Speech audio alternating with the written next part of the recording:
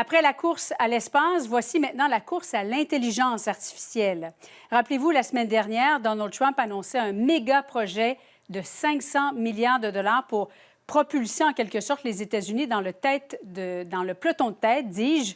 Il n'avait pas prévu toutefois la montée fulgurante du robot chinois ultra performant qui a coûté à peine quelques millions. Audrey Folliot.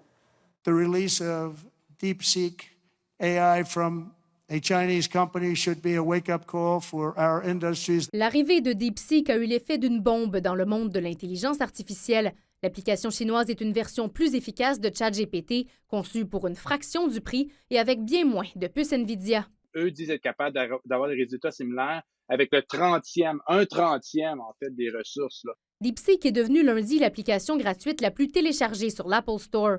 Le robot conversationnel aurait coûté 5,6 millions à produire contre 6,6 milliards pour ChatGPT d'OpenAI. Il y a sans doute des dizaines de petites, moyennes et grosses compagnies qui investissent énormément là-dedans.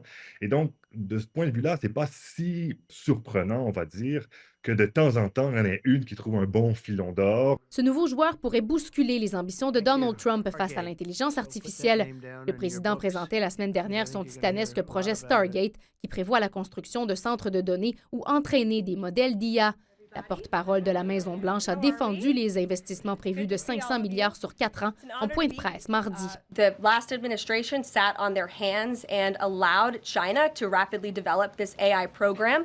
And so President Trump believes in restoring American AI dominance. And that's why he took very strong executive action this past week.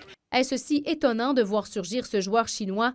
Pas tant que ça, selon ses experts. On se demande si c'est pas certaines des barrières commerciales, en fait, là, qui ont été imposées contre la Chine pour rendre plus difficile l'accès à des processeurs, notamment, qui n'auraient pas créé la motivation. Certains gens ont comparé ça à Sputnik, donc le moment où les Russes ont dépassé, au moins de manière momentanée, pendant un moment, les Américains à la course vers l'espace. Ce que ça veut dire, c'est que les gens vont continuer à investir. D'ailleurs, le Canada pourrait même bénéficier de cette saga. L'adversaire stratégique pour les prochaines générations, c'est la Chine. Et les États-Unis ne pourront pas concurrencer la Chine sans l'appui d'alliés comme le Canada. Audrey Folliot, TVA Nouvelles.